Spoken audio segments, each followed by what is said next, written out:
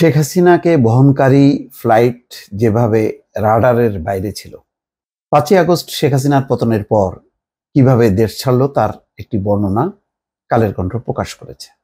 বিভিন্ন সূত্র থেকে তারা এই রিপোর্টটি করেছে। এটাও খুব একটা ইন্টারেস্টিং অধ্যায়, যে সেখানে দেখা যাচ্ছে যে শেখ হাসিনার অবস্থা শেষের দিকে এমন ছিল যে জলে, স্থলে, আকাশে কোথাও শেখ হাসিনা নিরাপদ না বা নিরাপদ বোধ করেনি।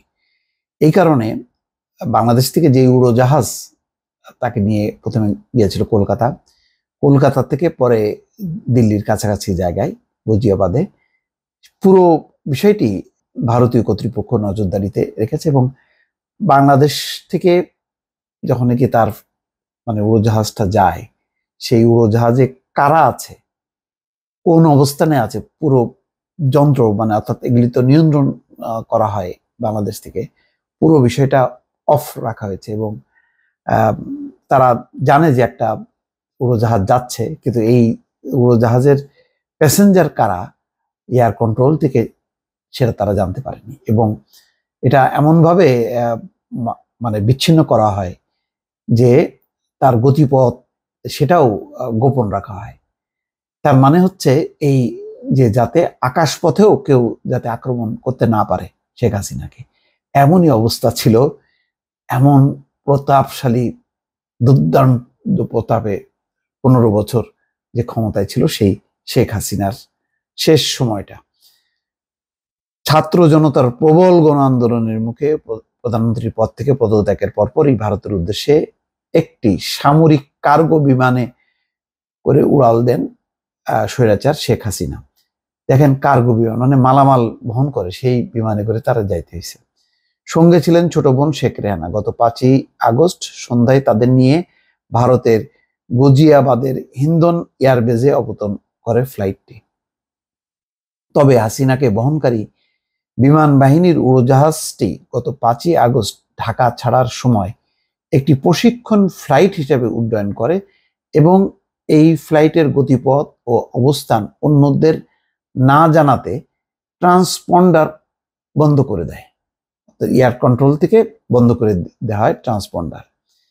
একটি উড়োজাহাজের অবস্থান, নাম, উচ্চতা, গতি এবং স্বয়ংক্রিয় জিও লোকেটার সিস্টেম জানাতে থাকে ট্রান্সপন্ডার।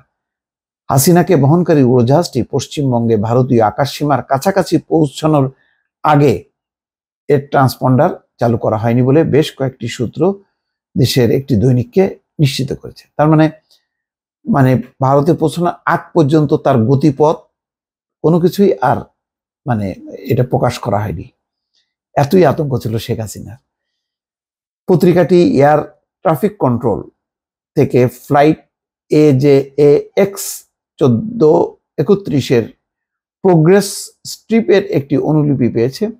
একটি ফ্লাইটের প্রোগ্রেস স্ট্রিপ হলো এমন একটি ছোট কার্ড যার মাধ্যমে ATC আকাশে উঠতে থাকা নির্দিষ্ট উড়োজাহাজ ট্র্যাক করে, যাতে অন্য উড়োজাহাজের সঙ্গে সেটির সংঘর্ষ না হয়। এতে লকহিড C-130 হারকিউলিস উড়োজাহাজের ককপিট ও ঢাকার ATCর মধ্যে রেডিও সংযোগের একটি রেকর্ডিংও রয়েছে। ফ্লাইট প্রোগ্রেস স্ট্রিপ অনুযায়ী হাসিনাকে বহনকারী উড়োজাহাজটি 5ই আগস্ট বিকাল 3টা 9 মিনিটে হজরত শাহজালাল আন্তর্জাতিক বিমানবন্দরের পশ্চিমে ঢাকার বঙ্গবন্ধু এয়ারবেস থেকে উড্ডয়ন করে। এর মাত্র 30 মিনিট আগে লাখো বিক্ষুব্ধ ছাত্র জনতা হাসিনার তৎকালীন সরকারি বাসভবন গণভবনে ঢুকে পড়ে। হাসিনার পদত্যাগের আনুষ্ঠানিক ঘোষণা দিতে প্রথমে দুপুর 2টায় জাতির উদ্দেশ্যে ভাষণ দেওয়ার কথা ছিল সেনাপ্রধান ওয়াকারুজ্জামানের। এটি পিছিয়ে 3টা করা হয় এবং শেষ পর্যন্ত তিনি বিকাল 4টার দিকে ভাষণ দেন। আগস্টের শেষ সপ্তাহে বেসরকারি একটি টেলিভিশনকে দেওয়া এক সাক্ষাৎকারে সেনাপ্রধান বলেছিলেন, হাসিনা যে পালিয়ে যাচ্ছেন তা তিনি জানতেন না। এটা হয়তো তিনি সামহাও প্রকাশ করতে চাননি। যাই হোক, শেখ হাসিনার এটা খুবই ইন্টারেস্টিং। তার এখানে বলছে যে ফ্লাইট প্রোগ্রেস স্ট্রিপ অনুযায়ী উড়োজাহাজটি ভারতীয় আকাশসীমায় প্রবেশ করেছে, এটা দেশটির কর্তৃপক্ষকে অবহিত করা হয়েছিল। হাসিনাকে বহনকারী ফ্লাইটটি স্কোয়াক কোড 41-31 দেওয়া হয়েছিল। এটিসি তার আকাশে উঠতে থাকা প্রতিটি উড়োজাহাজকে 4 সংখ্যার এই একটি কোড দিয়ে চিহ্নিত করে। উড্ডয়নের আগে স্ক্রু ম্যানুয়ালি এই কোডটি উড়োজাহাজের ট্রান্সপন্ডারে প্রবেশ করে।